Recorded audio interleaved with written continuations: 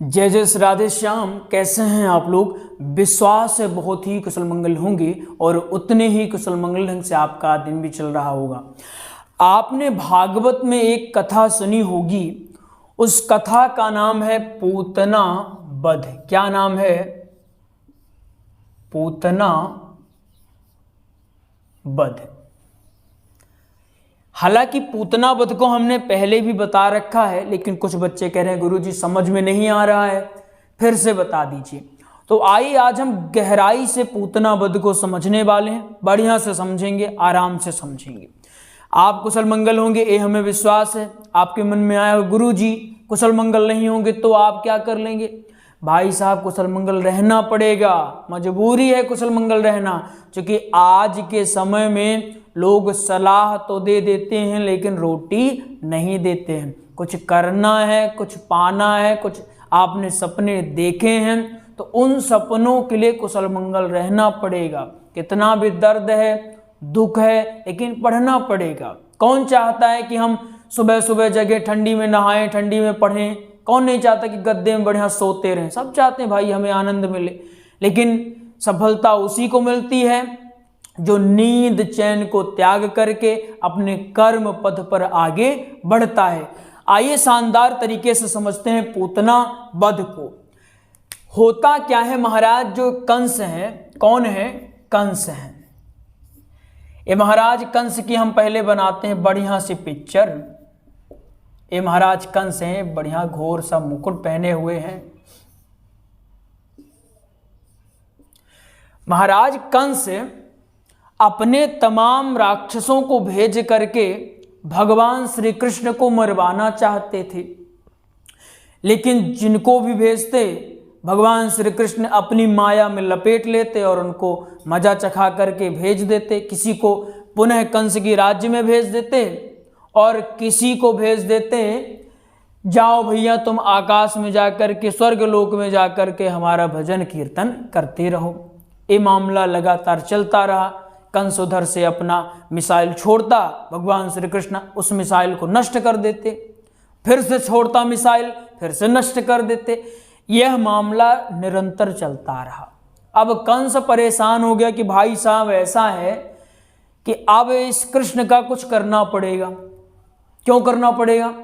क्योंकि बार बार मेरी मिसाइलों को ध्वस्त कर रहा है। यहाँ मिसाइल मतलब राक्षस हैं। कुछ लोग दिल में ले लेंगे मिसाइल, वहाँ मिसाइल कैसे थी? अरे भाई साहब समझने के लिए, समझाने के लिए ये सब प्रयोग किया जाता है ना? तो दिल में न लिया करो और फालतू का कमेंट न किया करो। बड़ा उटपटांग कमेंट कर देते हैं कुछ लोग, मन दुखी हो जाता है। अभी हमने एक कमेंट पढ़ा तो अब नाम ले लेंगे तो अच्छा नहीं लगेगा।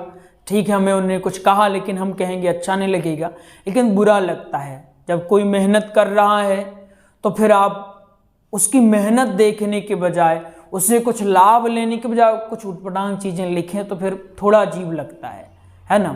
तो कहा जाता है किसी को आप उत्साहित नहीं कर सकते हैं तो उसका उत्साह भंग करने का भी अधिकार आपको नहीं है। तो अगर आप बहुत ज्ञानी हैं तो वीडियो मत देखा करिए, है ना? हम तो उन बच्चों के लिए आए हैं जिनके पास न तो गुरुकुल थे न गुरु सानिध्य था। कहाँ गए थे तब आप जैसे ज्ञानी लोग, जब वो बच्चे भटक रहे थे भाई साहब कि हमको कोई सानिध्य दे देते हम भी कथा सीख लें। दूर दराज के गांव के बच्चे बेचारे सीखने की इच्छा तो थी, लेकिन उनके पास न तो नोट्स था, न तो गुरु का सानिध्य था, न गुरु जी थे, है ना? तो तब हम आए। तो हम ऐसे बच्चों के लिए जो असहाय हैं, हार चुके हैं, उनके लिए संजीव मिश्रा हैं। जब उनको लगता है अब हम नहीं सीख पाएंगे तो याद आती है नहीं अभी संजीव भैया हैं ना, उनकी क्लास में चलते हैं, बहुत आसानी से सरलता के साथ सिखा देंगे। हम ऐसे बच्चों के लिए आए हैं। तो अगर आप ज्ञानी हैं तो दूर हट जाइए, मत देखिए, क्या दिक्कत है। लेकिन अगर आप मनोबल बढ़ा नहीं सकते तो फिर निराश करने का भी हक नहीं बनता। थोड़ा निराश थोड़ा लग रहा होगा आप लोगों को कि गुरुजी की जो पहले वाली एनर्जी थी वो नहीं है, बिल्कुल नहीं है, सुबह से ही नहीं है। तो चलिए आते हैं अपने पॉइंट पर। तो महाराज कंस बार बार अपनी मिसाइलें छुड़वाते कृष्ण जी को मरवाने के लिए, लेकिन होता क्या, यहाँ से एक कंस अटैक करता, वहां से भगवान श्री कृष्ण उसको वो कर देते, कोई भी राक्षस आया सबको मार देते। अब इसने क्या किया कि कहा कि अब भाई कुछ न कुछ तगड़ा हमको प्रहार करना पड़ेगा, तब जाके हमारा मामला बनेगा। तो ये तगड़ा प्रहार करने के लिए क्या करता है, इसकी एक दासी थी, इसकी दासी थी।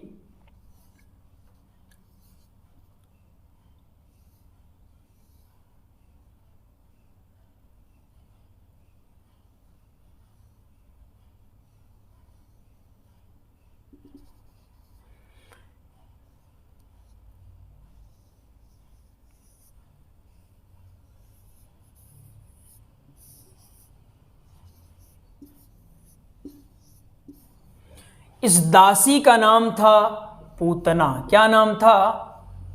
पूतना। अब महाराज सोचेगा, थोड़ा सा जरा सोचेगा, भाई कंस बार बार भेजे जा रहा है, बार बार उसके सैनिक मारे जा रहे हैं, बार बार राक्षसों की हानि हो रही है, भाई बार बार भेजते हैं और वो भी चुन चुन करके, भाई तुम योग्य हो, तुम जाओ, तुम मार के आओगे, जाते हैं, लपेटे में ले लेते हैं भगवान जी। अब क्या करते हैं कि भाई अब तुमसे नहीं होगा, मेरी एक राक्षसी है जिसका नाम है पूतना, मैं इसको भेजता हूं। एक महाराज कंस पूतना को भेजने की नियुक्ति करते हैं। भगवान को सब पता है, भाई साहब भगवान को हर चीज पता है कि तुम किसको भेजने वाले हो, क्या करने वाले हो। अब वो तो दिव्य दृष्टि से देख रहे हैं, लेकिन वो मजा लेना चाहते हैं। अब इधर कंस भी बेचारा मासूम भोला बच्चा, ये क्या कर रहा है, एक कंस पूतना को बुलाता, अब इसको भी मरवाएगा। तो पूतना को बुलाता है, आवाहित करता है, पूतने तू आजा, तेरी जरूरत है मुझे। अब पूतना एकदम हंसती हुई चली जाती है, हा हा हा हा करते हुए। मुझे आज तक समझ नहीं आया राक्षसों को इतना मजा किस में आता है, कौन सी कॉमेडी देख के आते हैं इतना हंसते हैं, आज तक समझ नहीं आया। आपको आएगा तो बताइएगा। ये पूतना हंसते हुए कंस महाराज के पास आती है और कहती, महाराज बताइए कौन सा ऐसा काम है जो आपसे नहीं हो पाया, आपने हमें बुलाया है। कंस कहता है, एक छोटा सा बालक है, उसका नाम है कृष्ण, उसे मारना है, तो कृष्ण को अगर मार देगी ना पूतने, तो मैं बड़ा प्रसन्न हो जाऊंगा, तू जो कहेगी मैं वो देने के लिए तैयार हूं। अब पूतना कहती, महाराज सिर्फ इतनी छोटी सी बात है, छोटी सी बात के लिए आपने मुझे बुलाया। कंस कहता है, देख बड़ी बड़ी बातें मुझसे मत कर, जो पहले राक्षस आए थे वो भी बड़ी बड़ी बातें कर रहे थे, लेकिन गए और धूल चाट कर वापस आ गए हैं, कुछ तो वापस भी नहीं आए हैं। अब तू बड़ी बातें न कर, तू कर, इसे छोटा बच्चा समझने की भूल कतई मत करना। पूतना सीरियस हो जाती, थोड़ी सी गंभीर हो जाती, उसकी हंसी रुकती है, कहती अच्छा ऐसे हुआ है क्या। अब देखिए महाराज मैं क्या करती हूं, वो मूर्ख थे, यहां बल नहीं यहां छल की आवश्यकता है। किसकी आवश्यकता है, यहां बल नहीं यहां छल की आवश्यकता है। अब देखिएगा छल क्या करती है। चलिए अब आपको लेके चलते हैं गोकुल में। कहां ले चलेंगे, गोकुल में ले चलेंगे। आप अपनी जो भागवत की पुस्तक है उसमें भी देख लीजिएगा, और जो आपको नोट्स मिला है नोट्स में भी आप देख सकते हैं। नोट्स अगर नहीं लिए हैं तो नोट्स ले सकते हैं, हमने भागवत का नोट्स तैयार करवा दिया है। तो अब आपको ले चलते हैं गोकुल धाम में। चलिए गोकुल में कौन कौन आ गए हैं। अब गोकुल में यहां कन्हैया जी, एक गोकुल हम घर बना दिए हैं, यहां कन्हैया जी मान लीजिए यहां पर लेटे हुए, कौन, श्री कृष्ण, ठीक है ना, यहां श्री कृष्ण लेटे हुए हैं। अब ये आती है, इसका भयानक रूप था। यहां बड़ी धूमधाम से ढोल नगारे बज रहे थे, सब बधाइयां देने आ रहे थे। पूतना भी बधाई देने आती है। अब बधाई देने क्यों ना आए, अब भाई उसको कुछ मामला अपना सेट करना है तो बधाई देगी पहले, फिर वो करेगी। ऐसे कहते हैं ना कि जिनको अपना काम साधना होता पहले मीठी मीठी बातें कर लेते हैं कि भाई तुम बहुत अच्छे हो, तुम अच्छे हो। यही पूतना ने मामला सेट किया। ये पूतना आई, देखी मेरा रूप तो बड़ा भयंकर है, अगर मैं इस रूप में जाती हूँ तो मुझे पहले ही डंडे मार के खदेड़ देंगे और जो मैं चाहता हूँ वो नहीं कर पाऊंगी। और इसके साथ ये भी होगा कि वो जो बालक है वो आगाह हो जाएगा, उसको पता चल जाएगा क्या है। तो ये क्या करती है, यहाँ एक सुंदरी का रूप धारण कर लेती है। किसका, एक सुंदरी का रूप धारण कर लेगी। और सुंदरी का रूप धारण करती है, एक जो माया अपनी फैलाती है, क्या करती है, अपने स्तनों में, कहाँ, स्तनों में अपने क्या करती है, जहर लगा लेती है।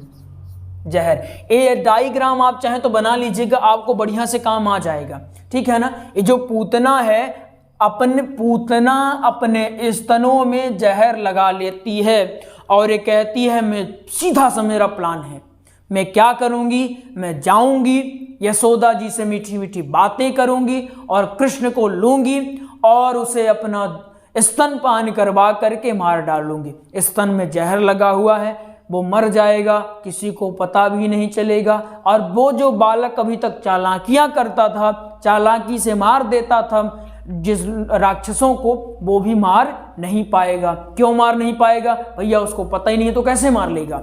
ये सब प्लान बनाती है पूतना। अब ऐसा प्लान बना बना कर यहाँ आती है। यहाँ जितनी भी गोपियाँ खड़ी थी माँ यशोदा जी के साथ, सब देखती, इतना सुंदर रूप, मनमोहन, इसका मनमोहक रूप, इसकी मनमोहक छवि एकदम आकर्षक लग रही थी। सब लोग देखते देखते दंग रहे, भाई कहाँ से आ गई है। सब ने पूछा सखी तू कहाँ से आई है, क्या करने आई है, हमने तुझे अभी तक अपने गांव में नहीं देखा है, बता तू कहीं बाहर से आई है क्या। बाहर की सखियां भी थी, बोली बाहर से कहाँ से आई होगी, हमने इसको बाहर भी तो नहीं देखा है। सारी गोपियां अपने में चर्चा करने लगती हैं, ऐसी सुंदर स्त्री हमने कहीं नहीं देखी। कुछ तो कहने लगते हैं शायद ये कोई देवी है, अपने लाला को देखने आई होगी। आप ऐसे चाहें तो कथा में बोल सकते हैं, सिंपल है। जैसे सिंपल अगर आप कथा में बोलना चाहें इस प्रसंग को तो क्या कहेंगे कि आइए आज हम, या फिर आइए अगली कथा में प्रवेश करते हैं। उस कथा का नाम है पूतना वध। अब पूतना वध से सीधे स्टार्ट कर सकते हैं कि पूतना वध कैसे स्टार्ट हुआ। ऐसे मनमोहक ढंग से जब भी बताएं तो ऐसा लगना चाहिए कि एक इमेज क्रिएट हो रही है। इमेज क्रिएट कब होगी, जैसे बाबा तुलसीदास के जो पद हैं, जैसे रामचरितमानस को आप पढ़ें तो उसमें आपको लगेगा, उसको पढ़ने पर इतनी सूक्ष्मता के साथ उसमें लिखा गया उसको कि ऐसा लगता है कि भगवान साक्षात हमारे सामने है। जब उसको पढ़ें तो लगता है सीन क्रिएट हो रहा है। ऐसे जब आप व्यासपीठ में बैठ के बोलें तो ऐसा लगना चाहिए कि एक सीन क्रिएट हो रहा है, ठीक है ना। ये सुंदर सी नारी जिसका नाम है पूतना, ये आती है, सबको प्रणाम करती है। अब कहती है ये गोपियां सही कह रही हैं, मैं बहुत दूर से आई हूं और यशोदा तेरे लल्ला को देखने आई हूं। ठीक है, क्या कहती है, यशोदा तेरे लल्ला को देखने आई हूं। यशोदा मैया कहती हैं अरे ये तो मेरा परम सौभाग्य है। और तो और अभी ये पूतना क्या कहती है, मुझे एक मंत्र आता है। कौन सा मंत्र आता है भाई साहब, कहती मुझे मंत्र आता है कि मैं जिस बालक के सर के ऊपर हाथ फेर कर अपना मंत्र पढ़ देती हूं वो बालक की उम्र 100-2 साल तो ऐसे ही बढ़ जाती है। अब सोचिए, उस माँ से इसने कहा कि 100-2 साल तेरे लल्ला की उम्र और बढ़ जाएगी, जिसे इतना इंतजार था। अब बताइए, माँ यशोदा बूढ़ी हो चुकी थी, सारी उम्मीदें चली गई थी, अब मुझे लाला होगा या नहीं होगा। ऐसे मौके में लल्ला हुआ और ऐसे मौके में आशीर्वाद देने आए कि तेरे लल्ला का जो लाइफ है वो और मैं इंक्रीज कर दूंगी, उम्र और मैं बढ़ा दूंगी। ऐसा जब कोई कहेगा तो कैसे मना कर देंगी।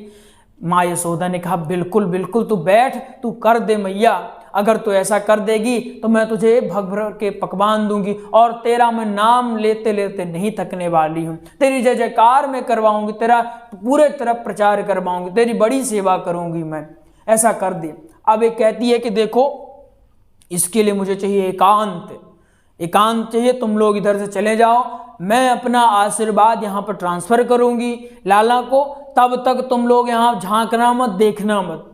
अब ऐसे सब लोग करती हैं। ये पहुंच जाती है कहाँ पर, यहाँ पर पहुंचती हैं जहाँ पर श्री कृष्ण लेटे हुए हैं। अब यहाँ एक बात उठ के आती है, श्री कृष्ण भगवान ने जैसे ही पूतना को देखा तो अपने नेत्र बंद कर लिए। इसके बहुत सारे रीजन थे। नेत्र बंद करने के विद्वानों ने, जो आपकी जो ये भागवत जी वाली जो पुस्तक है इसमें भी बहुत सारे विद्वानों ने मत दिया है और वैसे ही भी बहुत सारे विद्वानों ने मत दिए हैं। मतों के तरफ जाएं तो बहुत सारे मत हैं। हमें मत में नहीं पड़ना है। देखिए जो हो गया उसमें सुधार तो किया नहीं जा सकता। क्या होता है, हम चर्चा करते करते आवेशित हो जाते हैं। तो ये जो चर्चा है तो एक सकारात्मक चर्चा हो तो ज़्यादा बेहतर है। अगर चर्चा से व्यथा बढ़ रही है तो फिर काहे की कथा भाई, वो कथा कतई नहीं है। तो चर्चा अच्छी है, कर लें, लेकिन हमें ऐसा लगता है कि जो चीज़ें हो गई तो वो तो हो गई, उसमें ना तो कोई सुधार किया जा सकता, तो फालतू में उसमें क्यों उलझना। आनंद लो कथा का, क्या दिक्कत है, आनंद लेते रहो बढ़िया से। तो हम तो कथा का आनंद लेने में आते हैं। एक इसमें जो चर्चाएं आती है वो आपको बता देते हैं। चर्चा ऐसी आती है कि भगवान श्री कृष्ण नेत्र इसलिए बंद किए कि वो मायावी बन के आई थी, और भगवान श्री कृष्ण की जो दासी है वो माया है, उनके ऊपर माया का कोई प्रभाव नहीं पड़ता है। तो जैसे ही नेत्र पड़ेंगे उसकी माया नष्ट हो जाएगी, और अगर माया नष्ट हो गई तो भगवान श्री कृष्ण को तो लीला दिखानी है, वो लीला कैसे दिखा पाएंगे। ऐसे विद्वान बहुत सारे मत देते हैं। अपने को इसमें जाना है कि भगवान श्री कृष्ण नेत्र बंद कर लिए, अब यहाँ पर ये सुंदरी खड़ी हो गई, अब इनको झट से उठाती, बिना विलंब किए झट से उठाती है और स्तनपान करवाने लगती है। शुरू में भगवान ने बढ़िया से स्तनपान किया, लेकिन धीरे धीरे पूतना का मामला खराब करने लगे भगवान। क्या करने लगे, अभी तक तो बढ़िया से स्तनपान हो रहा था, अब क्या किए, उसके स्तनों से प्राण चूसने लगे। पहले दूध पिए, अब प्राण पी रहे हैं भगवान। पहले जब तक दूध पी रहे थे पूतना आनंदित हो रही थी, लग रहा था अब ये मर जाएगा, मेरा जहर इसके अंदर जा रहा है और अपना प्रभाव जल्दी दिखा देगा। बहुत घातक जहर लगा के आई थी ये।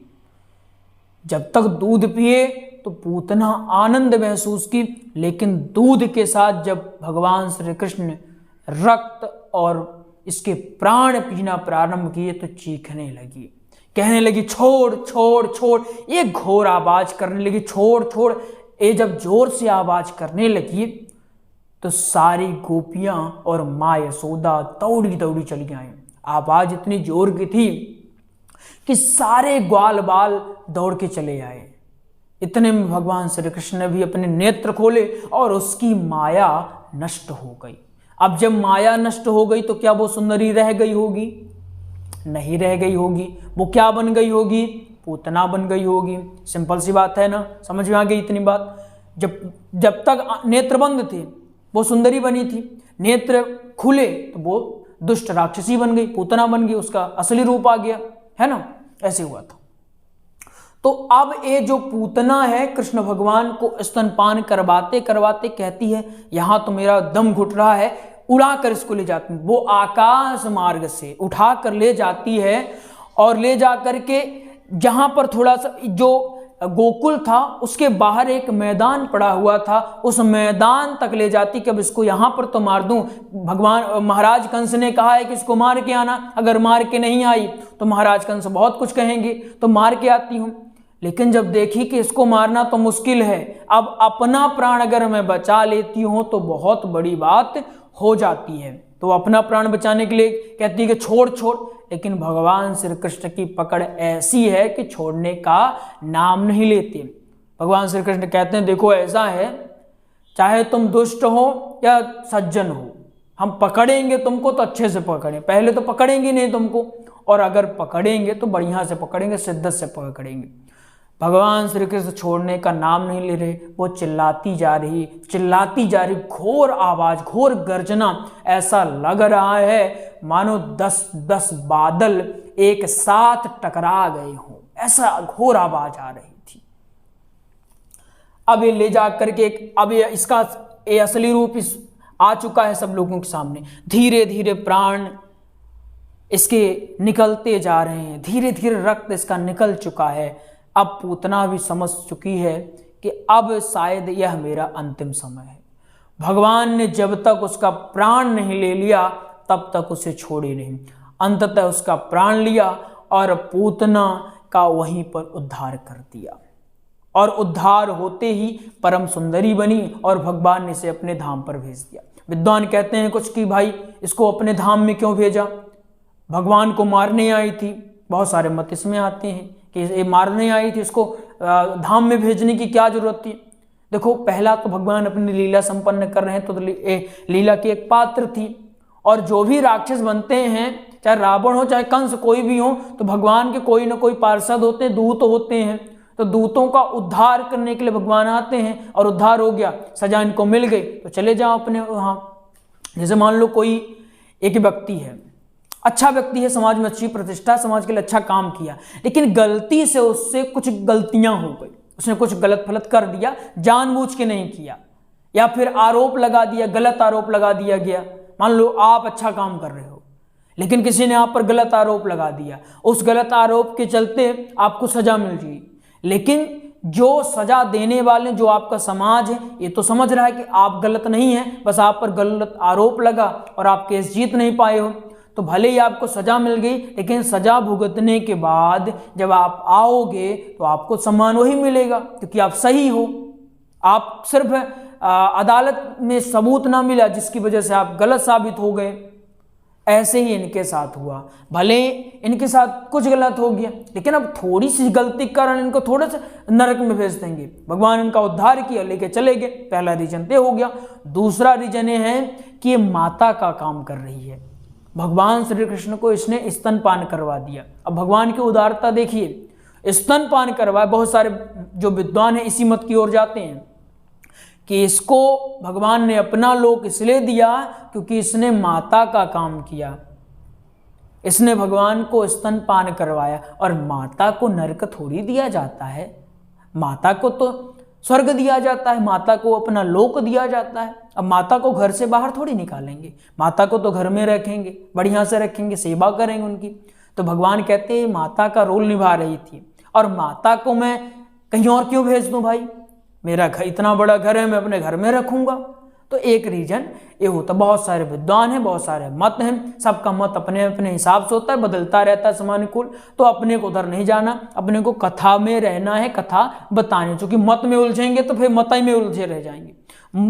अपने को करना है मुद्दे की बात, इतनी पढ़ाई कर लेनी है, इतना जान लेना है कि बढ़िया से कथा बता पाएं।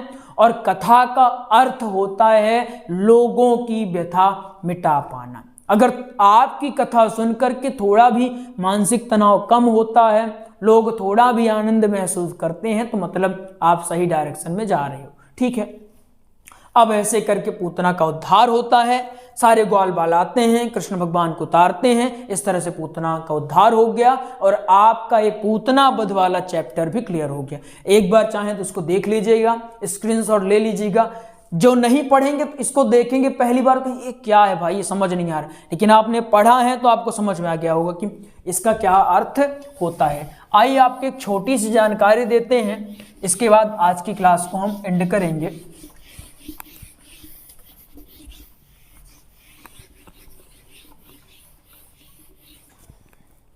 जानकारी हमने भागवत जी का, किनका, भागवत जी का, श्री राम कथा का, व सत्संग का, किनका, सत्संग का हमने प्रॉपर नोट्स तैयार करवा दिया है। प्रॉपर नोट्स तैयार। भागवत जी का नोट्स आपको 1389 मिलेगा, ये टाइपिंग में रहेगा। हस्तलिखित लेंगे तो ये 489 में ही मिल जाएगा। श्री राम कथा का नोट्स 1449 रुपये में मिलेगा। सत्संग का नोट्स 441 रुपये में। प्राप्त करने के लिए आप इस नंबर में कॉल कर लें। नंबर है 8269386376। इस नंबर में आप कॉल कर लें, आपको नोट्स की जानकारी भी दे दी जाएगी और आपको नोट्स भी उपलब्ध करवा दिया जाएगा। तो आइए मिलते हैं अगले प्रसंग में, तब तक के लिए जय जय श्री राधे श्याम।